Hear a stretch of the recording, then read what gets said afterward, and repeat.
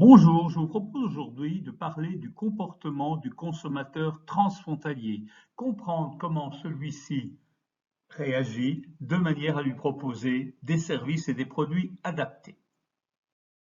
À l'ordre du jour de notre présentation, nous analyserons trois régions en particulier, les Hauts-de-France, le Hainaut, Wallon et la Flandre. Nous regarderons les profils régionaux de ces différents consommateurs, leur panier de consommation, les indices de prix, les différents types d'achats transfrontaliers réalisés, leurs habitudes alimentaires, les comportements et les perceptions de ces consommateurs, et enfin leur évolution à l'ère du digital et le nouveau parcours client. Quand on analyse ces trois régions, les Flandres occidentales et orientales, le Hainaut, la partie wallonne en Belgique et les Hauts-de-France, on va voir qu'il y a des comportements très différents. Ainsi, par exemple, l'emploi transfrontalier dans les Hauts-de-France est très différent. Il faut savoir qu'une grande partie de cet emploi transfrontalier est orientée vers la Belgique. Il y a 23 700 salariés frontaliers français qui travaillent en Belgique pour 10 500 résidents belges qui travaillent, eux, en France. Et que 1 sur 2 a un profil d'ouvrier et que 7 sur 10 ce sont des hommes. En fait, les Français qui vont vers la Belgique sont plus souvent des ouvriers, tandis que les Belges qui viennent vers les Hauts-de-France sont plus souvent des cadres. Ce profil régional peut être parfois très différent. Ainsi, on va voir qu'en France, le niveau de vie médian s'élève à 19 520 € par an, soit le plus faible de Flandre. En France, à Lille notamment, le revenu fiscal médian est de 21 110 €.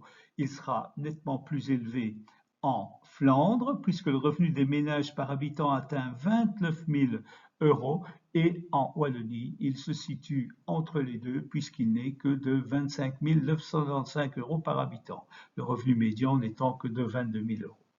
Au niveau de l'éducation, en Hauts-de-France, si près d'un habitant sur 4 est titulaire d'un diplôme du supérieur, 1 sur 3 est pas ou peu diplômé.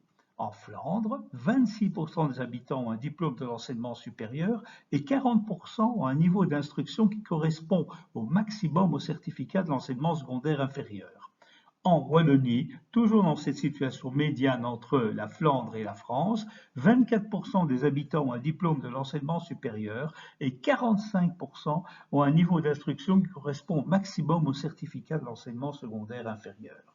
En ce qui concerne le marché de l'emploi et le marché du travail, le passé agricole et industriel s'estompe au profit d'activités tertiaires dans les Hauts-de-France. Le chômage atteint 10,8% et les Hauts-de-France misent surtout sur l'emploi transfrontalier. En Flandre, après une période de désindustrialisation, l'emploi flamand est dans les services privés, que ce soit la communication, le transport, les finances, la distribution, ça fait quand même 47%, les services publics 31% et le chômage n'atteint que 6,34% de la population. La Flandre accueille un tiers des emplois des transfrontaliers français. En Wallonie, l'emploi wallon s'exerce dans la fonction publique, 35% de l'emploi, le commerce de gros et de détail, 21%, les activités spécialisées, 17% et 11% dans l'industrie. Le chômage, lui, atteint 13%. La Wallonie accueille 2 tiers des emplois des transfrontaliers français. On peut s'intéresser aussi à ce qu'on appelle le taux d'activité. En fait, le solde net entre les transferts de la France vers la Belgique et de la Belgique vers la France donne un solde net de 13 200 salariés en faveur de la France.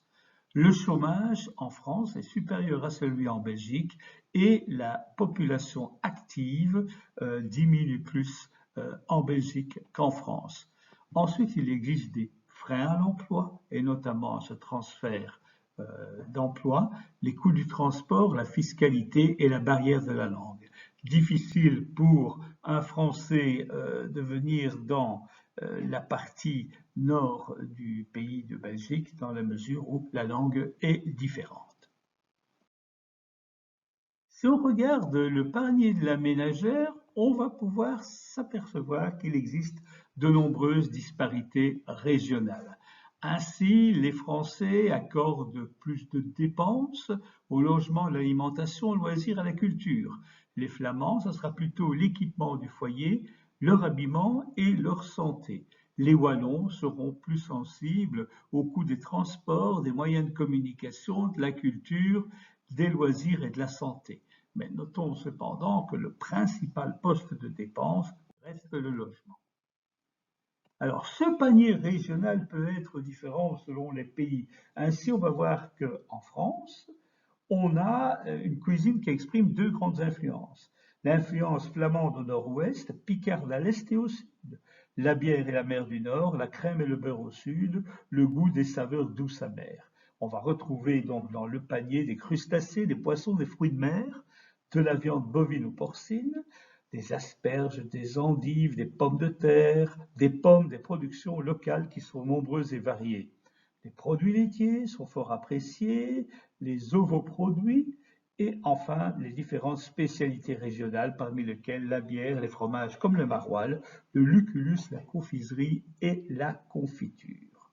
En Flandre, on va retrouver un effet de seuil avec la mer pour les poissons et les fruits de mer, un intérêt pour les préparations traditionnelles. On retrouvera dans le panier des crustacés, notamment des moules, blis, saumon, cabillaud, mais aussi des salades de viande et hamburgers, des viandes alternatives, la viande de cheval, le pain d'épices, les spéculoos, les cornichons, les salsifis, les légumes exotiques, le cerfeuil, les viandes alternatives, la viande de cheval, les salades de légumes, les poivrons, les légumes pour la soupe, les asperges, les mix de légumes, les radis. En Wallonie, on aura un effet de seuil pour les charcuteries, un goût prononcé pour le doux amer avec une pointe d'âcreté typique d'une cuisson à feu vif, un goût pour les découvertes et les cuisines exotiques. Ainsi, dans le panier, on va retrouver des rognons de foie de veau, des gibiers accompagnés d'épices et d'aromates, des jambons, souvent fumés, la poitrine de porc, la viande de mouton, le pain blanc et non pas le pain gris, des œufs, des laits, des crèmes, des fromages fondus ou à pâte molle, des artichauts, des chicons bio, des aubergines, des navets, des pleurotes, des échalotes, des courgettes, de l'ail, des betteraves rouges. Spécialité, le filet américain avec frites, plutôt que l'hamburger filet américain appelé souvent en France le tartare. Les fruits séchés, sirop, prunes en l'absence de fruits frais, le sucre, le café et le chocolat. Quand on s'intéresse aux indices de prix, on va voir des différences relativement importantes et de nombreuses disparités régionales. Alors, de manière générale, la France présente des indices de prix beaucoup plus bas et donc plus avantageux pour le consommateur belge soucieux de faire ses achats en France. Les prix sont principalement intéressants dans l'habillement, le logement, l'équipement du foyer, la santé, les transports, les communications, les hôtels, les restaurants, les cafés, le secteur éducatif. Si on veut regarder les différents achats transfrontaliers réalisés par les Belges, on va voir que 36% des Belges vont acheter à l'étranger. En France, aux Pays-Bas, en Allemagne ou au Luxembourg. Attention, cet achat transfrontalier prend différentes formes. Des achats réguliers ou occasionnels, des produits spécifiques ou un panier alimentaire plus ou moins complet et parfois non alimentaire. Quand on s'intéresse aux achats transfrontaliers, on peut considérer que le volume d'achat est relativement important. 273 millions d'euros d'achats transfrontaliers en France, une augmentation de 43% en 10 ans. En Belgique, 36% des Belges font des achats alimentaires à l'étranger avec une moyenne de près de 9 fois par an. 16% achètent en France. Alors, qu'achète-t-on et où? Mais principalement, les produits sont moins chers en France, les assurances, les boissons alcoolisées ou non, que ce soit l'eau, le lait, notamment les grandes marques, les limonades, les céréales, les pommes de terre, les produits laitiers, yaourts, fromage, les produits d'hygiène, savon, shampoing, bien douche, papier toilette, les médicaments, le petit et le gros électroménager, les télécoms.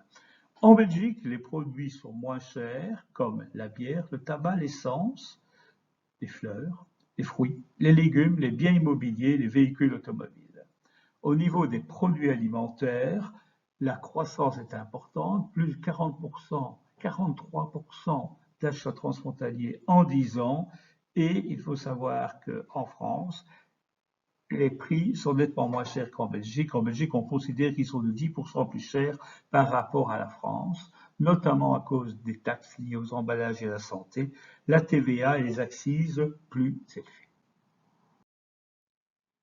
Si on regarde les prix plus chers en Belgique, on va parler des télécommunications, plus 47% par manque de concurrence, les alcools et tabac, plus 12%. En fait, la politique de santé veut limiter la consommation de ces produits. Les produits alimentaires, par absence de concurrence, plus 12%. Les hôtels et restaurants, plus 22%. Or, le coût de la vie est comparable à celui d'autres pays de l'Europe de l'Ouest. Passons maintenant aux habitudes alimentaires. Alors, les habitudes alimentaires sont intéressantes parce qu'elles évoluent depuis plusieurs années, bien qu'elles varient en fonction du lieu d'habitation, des activités professionnelles, de l'âge et de la situation familiale. Mais les disparités régionales et transfrontalières existent bien. Regardons par exemple les repas. 3/4 des Français sont habitués au petit déjeuner, déjeuner, dîner, 3 repas dans la journée. Le petit déjeuner se prend entre 6 et 8 heures en semaine. Il est pris assez rapidement. Attention, en Belgique, il est rapide et il ne s'appelle plus le petit déjeuner, mais le déjeuner. Parfois, il est pris au bureau ou sur le chemin du travail. En France, on prend le petit déjeuner. En Belgique, des disparités existent entre la Flandre et la Wallonie. En fait, en Flandre, il est plus fréquent qu'en Wallonie, mais il s'estompe avec l'âge. Plus de pain et moins de céréales. La composition est aussi différente. En France, le petit déjeuner se compose d'une boisson chaude, café, thé, chocolat, d'un jus de fruits et de pain, la baguette, ou d'une viennoiserie, un croissant, une brioche et de beurre, confiture et miel. Un bol de céréales peut être aussi présent. En Flandre et en Wallonie, c'est du café, et notamment du café allongé qui est servi noir avec de la crème séparée. Les enfants sont friands de lait chocolaté, sinon ils boivent du jus. En Flandre, on consomme des tartines, des tranches de pain et de mie tartinées de confiture pâte chocolatée, parfois une garniture salée comme du fromage frais aux herbes. Plus de pain et moins de céréales que les Wallons. En Wallonie, plus de céréales au petit déjeuner et moins de pain que les Flamands. Une partie de la population belge, majoritairement des enfants, prend régulièrement à 10 heures, c'est-à-dire une collation durant la matinée. Le repas de midi est aussi différent. En France, il est habituel de prendre un repas cuisiné si on bénéficie de ce qu'on appelle la pause déjeuner, qui dure environ 1 heure. Un tiers des jeunes sur le lieu de travail, ils sont majoritairement ce qu'on appelle des actifs et éduqués. Le concept manger rapide et moins cher se développe aussi de plus en plus. En Belgique, c'est une pause minimale de 30 minutes afin de pouvoir rentrer plus tôt à domicile, pouvoir profiter un peu de la famille. Il ne mange chaud, le Belge, qu'une seule fois et à midi. À midi, c'est la raison pour laquelle ce sera un dîner tartine. Fromage, charcuterie, une salade composée apportée sur le lieu de travail ou une demi-baguette achetée à la sandwicherie. En cas d'un créneau de pause plus important, le Belge fréquente le restaurant du coin, une formule lunch à 2 services. L'après-midi, on retrouvera dans cette zone transfrontalière le goûter. L'enfant prend le goûter, pain au chocolat, l'adulte du café et des tartines, par exemple une phallus avec du beurre, la confiture ou du miel. À l'extérieur, il achètera un croissant, un jus de fruits. Au régime, les fruits et un yaourt s'imposent. Pour les enfants, en Belgique, le 16 heures, c'est le goûter. Essentiellement une collation sucrée. L'adulte grignote une couque, un biscuit ou un fruit. Si on regarde les repas du soir, en France, le dîner se déroule plus tardivement qu'en Belgique, vers 20 heures, souvent pendant le journal télévisé, se compose d'un plat, d'un dessert et même éventuellement d'une entrée comme un potage. Traditionnellement en hiver, ou une crudité, c'est le repas principal. Le soir, en Belgique, on soupe entre 18 et 19 heures. On dîne lors de repas du soir avec des invités ou si on sort en ville. Lorsqu'on soupe en famille, généralement, c'est un plat unique qui est prévu. Souvent trône sur la table un plat de pâtes pour 82% des Belges, une fois par semaine. Alors, les plats traditionnels peuvent être concoctés pourvu que leur mise en œuvre soit assez rapide, les plats mijotés étant réservés au week-end. Le repas peut se résumer très souvent à une soupe d'où le nom de souper, accompagné de tartines et de charcuteries diverses. Si les membres de la famille ont pu se restaurer d'un pain complet sur l'heure de midi, par exemple à la cantine scolaire, la cantine d'entreprise au restaurant, le vendredi soir, on se laisse aller et c'est souvent pizza devant la TV. Les repas en semaine sont perçus comme une nécessité exigeant une rapidité de préparation. Le week-end, en revanche, on cuisine des bonnes choses, on reçoit ou on va au restaurant. Enfin, les repas du dimanche sont différents. En France, le temps de préparation du repas a diminué de 60 minutes en 1988 à 46 minutes en 2020. On y confectionne des plats traditionnels français. En Belgique, le dimanche midi, c'est le traditionnel poulet rôti accompagné de frites. Il est acheté auprès de nombreuses rôtisseries présentes sur le marché. Le rôti de porc et le barbecue par beau temps complètent le menu. À l'heure du goûter, ce sera de la tarte ou du gâteau. Si l'on s'intéresse aux aliments qui sont consommés, on va voir qu'en France, les Français consomment plus de pâtes, de riz, semoule, de céréales, même si les pommes de terre demeurent présentes. Les Flamands préfèrent le pain et les pommes de terre aux pâtes et au riz. Les Wallons mangent d'une manière générale davantage de pâtes et de riz que de pain, de biscottes et de pommes de terre. Les boissons, la bière et l'eau minérale. Le Belge, c'est le premier consommateur de champagne par habitant. La bière est bien présente à travers ses centaines d'appellations et la production vinicole locale se développe. Le Flamand consomme davantage de boissons sucrées alcoolisées, le Wallon plus d'eau minérale. En ce qui concerne les boissons chaudes, ce sera thé et café. Le café corsé est plus apprécié qu'en Belgique et le lait se consomme au petit déjeuner, 54 litres par habitant et par an. En Belgique, plus de thé et de café au goût plus doux, notamment en Flandre. Le goût du café sera plus acidulé, ce sera par exemple du moka en Wallonie. Et le lait, consommation de petit déjeuner, il n'est plus que 38 litres et demi par habitant par an, moins que les 54 litres français. Les fromages, les Français demeurent de grands consommateurs de fromage avec 26 kg par habitant et par an. On est nettement moins en Wallonie, aux alentours de 12 kg, avec un effet de consommation plus faible en Flandre. En ce qui concerne les fruits et légumes, la France a la vedette des comportements. On est 128 kg par habitant et par an pour 82 kg en Belgique. Et ces 82 kg, c'est 37 kg de légumes et 45 kg de fruits. Les Flamands préfèrent poivrons, asperges et légumes exotiques. Les Wallons mangent plutôt des salades, des aubergines, des courgettes et des artichauts. En ce qui concerne la charcuterie, on a à peu près au même niveau de consommation, 15 kg par habitant et par an en Flandre, dans les Hauts-de-France, et 16 kg pour la Belgique. La consommation est plus importante, mais aussi différente en Flandre. On aura des filets de poulet, des pâtés, des saucisses cuites. En Wallonie, ce sera plutôt du salaison, du jambon cuit. En matière de viande, on est à 94 kg de viande par habitant et par an en France pour 40 kg par habitant et par an en Belgique. Belgique, en Flandre, sera plutôt du bœuf, en fait, de la vache, du porc et de la volaille, tandis qu'en Wallonie, ce sera plutôt du taureau, du taurillon, du lapin et des gibiers.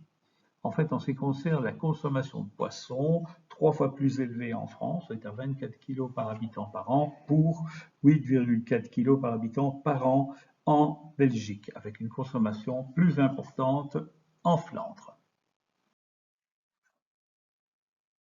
Si on regarde la volaille et les œufs, 28,5 kg par habitant et par an en France, 217 œufs par habitant et par an pour 183 en Flandre et en Wallonie, et à peine 13 kg de volaille, c'est-à-dire une consommation nettement plus faible. Les matières grasses, on a beaucoup moins de matières grasses en Belgique qu'en France, mais les Flamands consomment plus de matières grasses en cuisine et sur le pain, les Wallons consomment moins. Les snacks, c'est le grignotage qui est en croissance dans tous les pays, même s'il est légèrement plus faible en Wallonie qu'en Flandre. En fait, les sauces sont en consommation importante en France et en Wallonie et plus faible en Flandre. Et pour terminer, nous parlerons du foie gras. Alors là, il n'y a pas photo. Le foie gras, c'est la France, 276 grammes par habitant et par an pour 90 grammes en Belgique, surtout aux périodes de fête. Les compléments alimentaires sont consommés de manière moins importante en France. Par contre, la Flandre consomme énormément de compléments alimentaires, notamment 1 à 2 produits par an et par habitant. Quand on analyse les comportements, que ce soit en matière de nutrition, de sédentarité, d'alimentation des enfants, ou simplement en fonction des différentes communautés, on s'aperçoit que ceux-ci varient et que des disparités régionales apparaissent. Regardons tout d'abord les comportements en matière de nutrition. Les Français consomment de plus en plus de nourriture très transformée et qu'on pense avec des compléments alimentaires. Grosso modo, on pourrait résumer leur consommation en disant trop de sel, pas assez de fibres. De même, au niveau sédentarité, le niveau d'activité physique baisse, la sédentarité augmente. 42% atteignent un niveau d'activité physique positif. Seulement 23% des enfants ont une alimentation saine et variée. Il manque de fruits, de légumes, trop de plats tout prêts, plats préparés, pizzas, sandwichs, frites et de sauces, notamment le ketchup. Trop de pain ou d'aliments sucrés comme les céréales du petit déjeuner. Par contre, en Belgique, les comportements sont légèrement différents. En matière de nutrition, le Belge s'alimente aussi très mal. Ses goûts se portent sur des aliments peu nutritifs mais à forte teneur énergétique. 45% de la population âgée de 3 à 64 ans possède un indice de masse corporelle trop élevé, 29% est en surpoids et 7% est déclaré obèse. Seulement un tiers de la population exerce une activité physique suffisante. Et la moitié des enfants sont toujours tenus de finir leur assiette avant de quitter la table. Il existe par contre une restriction marquée des parents vis-à-vis des collations autres que des fruits. Un enfant sur 3, de moins de 10 ans, est autorisé à s'en servir librement.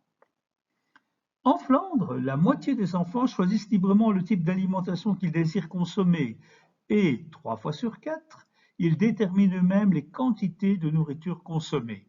Ce comportement est cependant moins fréquent en Wallonie. Intéressons-nous maintenant au comportement communautaire. Les médias ont généralement des contenus des thèmes traités à l'identique.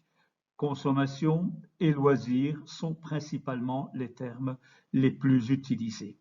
Cependant, une différence de logique de ton apparaît. En Flandre, le ton est mordant et direct pour une presse unilingue néerlandophone. En Wallonie et en France, les tons sont plus indirects et moins agressifs. La presse reste unilingue mais francophone. Au niveau communauté, la communauté française des Hauts-de-France est fort centrée sur la France. Mais comme elle est limitrophe de la Belgique, elle y a intégré certaines caractéristiques propres à la frontière, à la zone frontalière.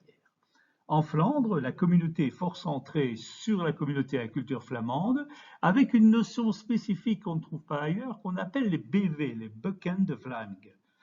En général, les Flamands sont extravertis, ils ont plus d'amis, ils fréquentent plus de clubs que les francophones.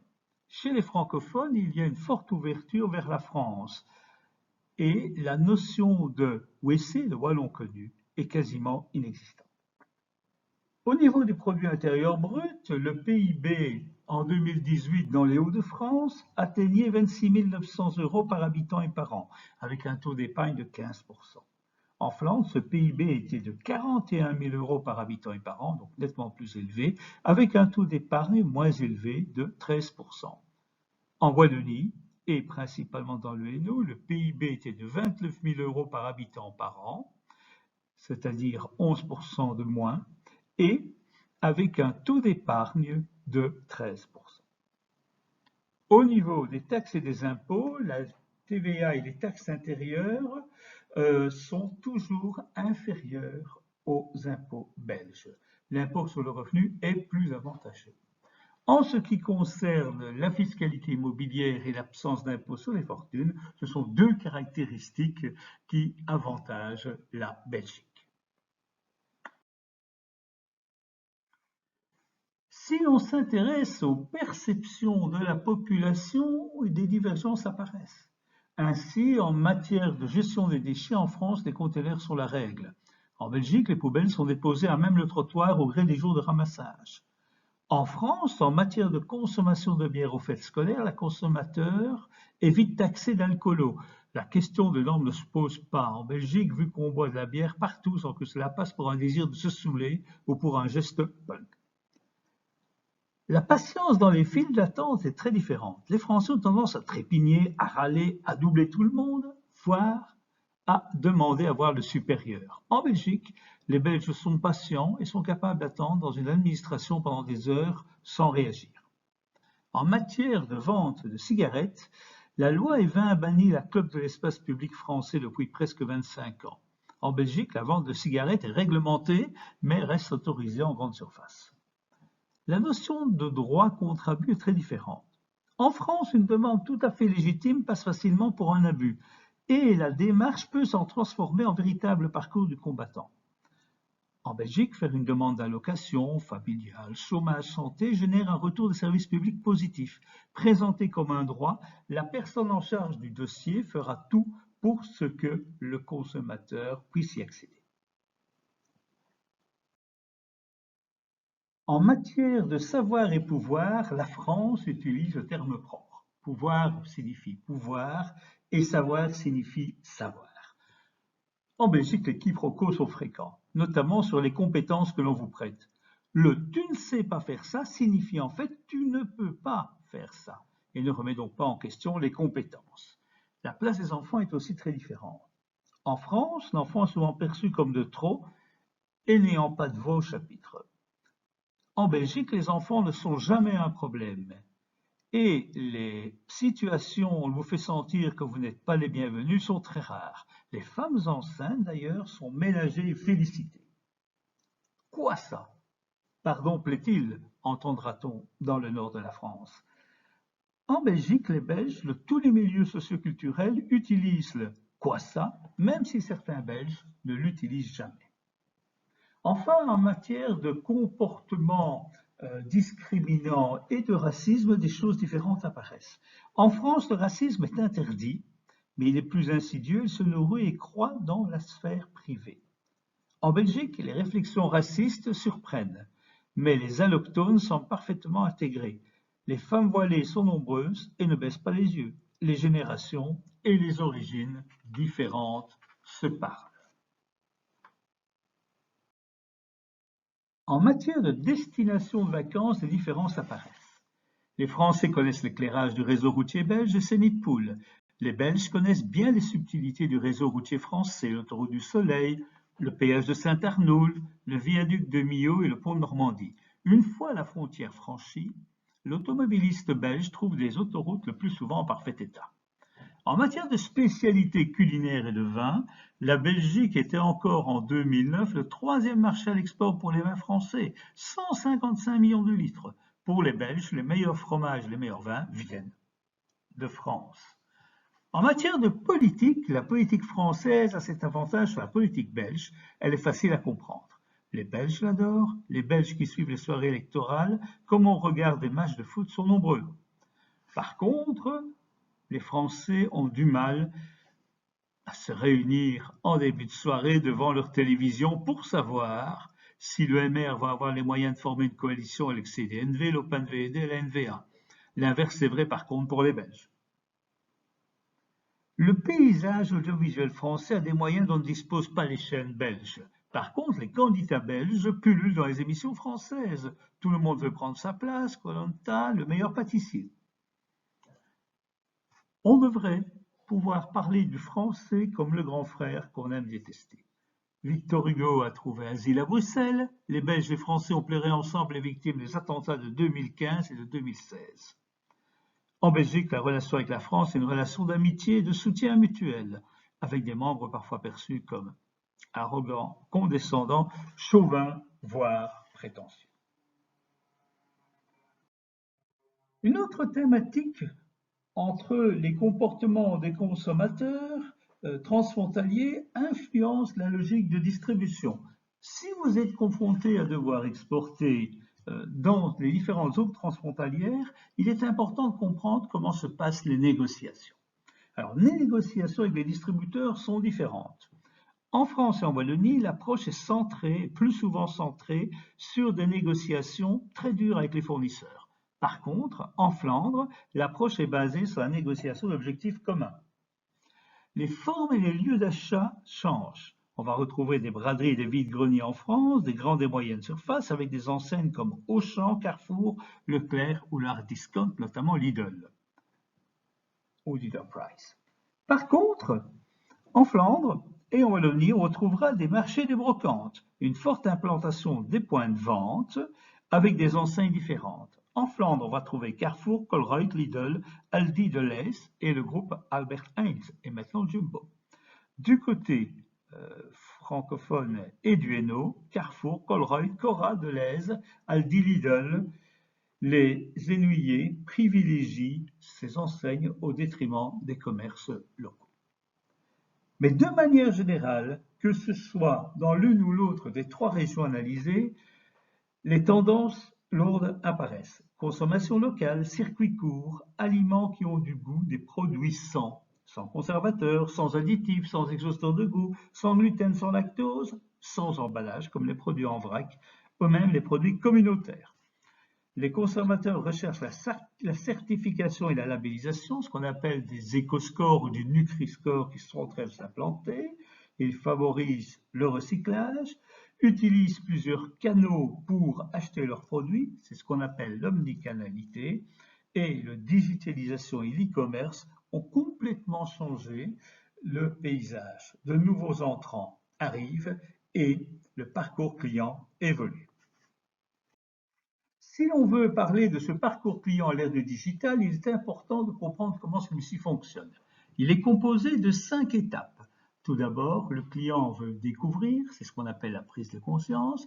Il veut apprécier ce qu'on lui a proposé, c'est l'intérêt, la séduction. Il veut interroger, il veut questionner sur ce qu'on lui propose. Enfin, il décidera d'acheter, c'est l'action. Et finalement, il se décidera à recommander, à proposer la marque en devenant son ambassadeur.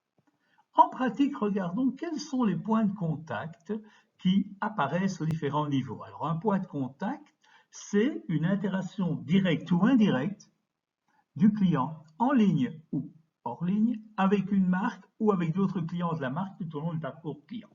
Ainsi, on va essayer de comprendre ce parcours client dans le cas d'un achat de voiture. Tout au début, le client va découvrir la voiture via une annonce publicitaire. Si celle-ci l'intéresse, il ira plus loin, il va passer à l'action proposée par l'annonce. Si cette proposition lui est favorable, il va questionner, il va rechercher des informations sur les différentes marques.